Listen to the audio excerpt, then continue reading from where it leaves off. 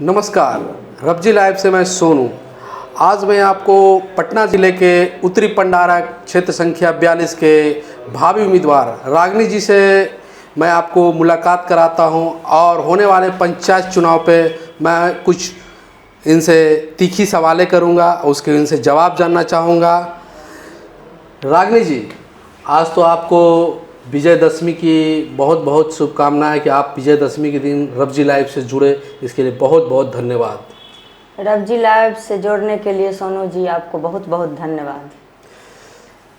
तो रागिनी जी, मैं ये जानना चाहूँगा कि आपने एक गृहिणी महिला से होकर के और राजनीति में आने का सफ़र कैसे चुना? मैं और मेरे परिवार दादाजी एवं पिताजी राजनीतिक से जुड़े थे। मेरा परवरिश ही राजनीतिक परिवार में हुआ है।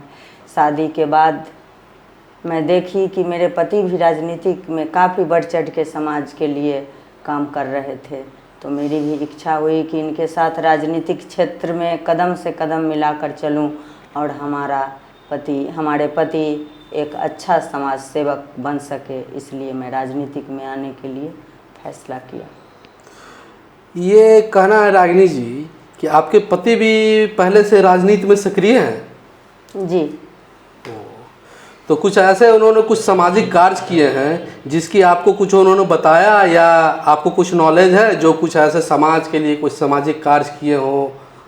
जी, मेरे गांव में एनटीपीसी आया। एनटीपीसी के द्वारा हमारे पंचायत के उपजाऊ ज़मीन को ग्रहण कर लिया गया था, तो हमारे पति के द्वारा काफ़ी संघर्ष के बाद उससे मुक्त कराया, जिसकी लड़ाई इन्होंने पटना अनुमंडल से लेकर दिल्ली तक लड़ाई लड़ी। अपने पंचायत के अलावा ग्वासा सकपुरा पंचायत के धानुक टोली में जाने के लिए कोई रास्ता नहीं था। बरसात के दिनों में कमर तक पानी लगता था, लोगों को आने जाने में काफ़ी परेशानी होती थी।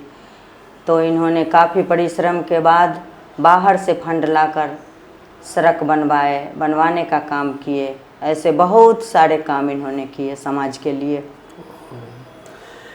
आप अगर रागिनी जी, आपके पति अभी क्षेत्र में चुनाव प्रचार कर रहे हैं, तो उन्हें जनता का कैसा रिस्पांस मिल रहा है? बहुत अच्छा मिल रहा है जनता का रिस्पांस। अगर आप चुनाव जीतती हैं तो आपने जनता के लिए कुछ आपने सोचा है कि हम जनता के लिए क्या करेंगे?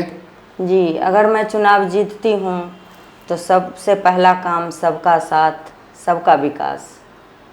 सरकारी योजना जैसे प्रधानमंत्री आवास योजना, वृद्धा पेंशन, स्कूल में मिड डे मील, शिक्षा और स्वास्थ्य पर ध्यान दूंगी। इस पर काफ़ी कार्य करूंगी मैं। रागिनी जी, ऐसा है कि मेरे को जानना है कि आप राजनीति में आने के बाद आप पहले तो गृहिणी महिला हैं और फिर राजनीति में आने के बाद दोनों को एक साथ आप कैसे मैनेज करेंगे? जब मैं घर में रहूंगी तो बच्चे और पति के साथ, और जब मैं समाज में जाऊंगी तो समाज की सेवा करूंगी। रागिनी जी, उत्तरी पंडारक की जनता से आप कोई निवेदन करना चाहेंगे?